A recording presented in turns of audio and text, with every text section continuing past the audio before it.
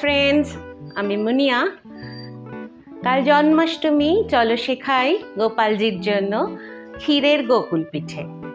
আজকে আমার চ্যানেলে যারা নতুন আসলে তাদের স্বাগত। ভালো লাগলে অবশ্যই সাবস্ক্রাইব করে নিও, লাইক করো, কমেন্টস করো।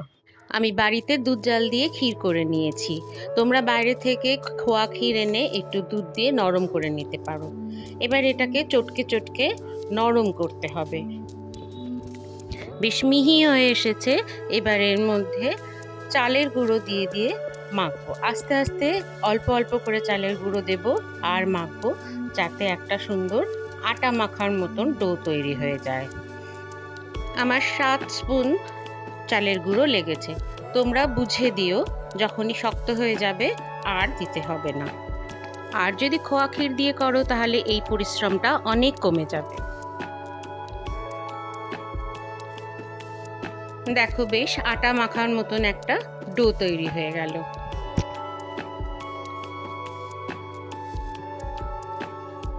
এবার এটাকে লেচি কেটে নেব ছোট ছোট করে, লুচির মতন সাইজ করে। হাতে একটু ভালো করে ঘি মাখিয়ে নিও, তাহলে হাতে কম লাগবে। লেচিগুলো খুব ছোট না বড় না, লুচি সাইজে কাটবো। এবার একটা লেচি নেব, হাতের মধ্যে সুন্দর করে গোল করে নিয়ে আস্তে করে চাপ দেব। চাপ দিয়ে এইভাবে চ্যাপটা চ্যাপটা করে বানিয়ে নেব। মোটামুটি এরম মোটা থাকলেই হবে। সবকটাকেই এইভাবে বানিয়ে নেব। এবার ব্যাটারটা বানাবো। 2 কাপ ময়দা নিলাম,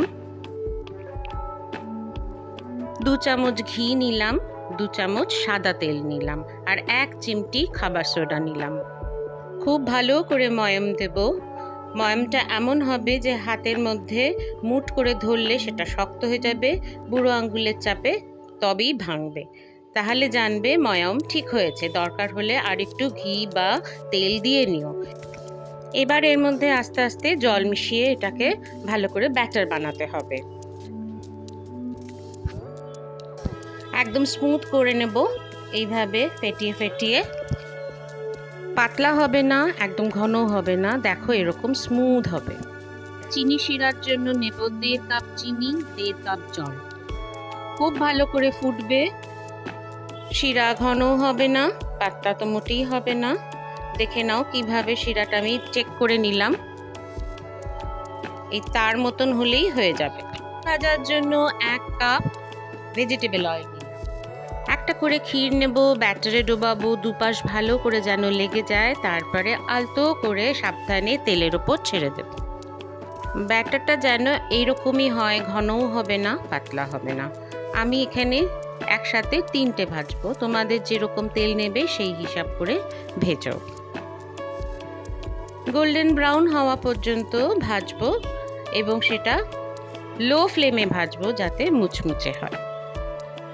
ভাজা হয়ে গেছে, সুন্দর কালার এসছে। এবার এই রসে ফেলে দেব।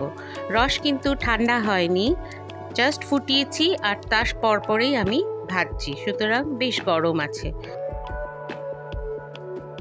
এইরকম গরম থাকতে থাকতে সবকটাকে ডুবিয়ে দেব। দেখো, আমাদের পিঠে কিন্তু রেডি।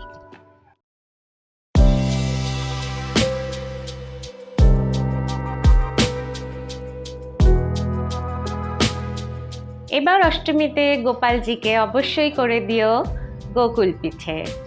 এভাবেই সাথে থেকো, ভালো খাও, ভালো থাকো।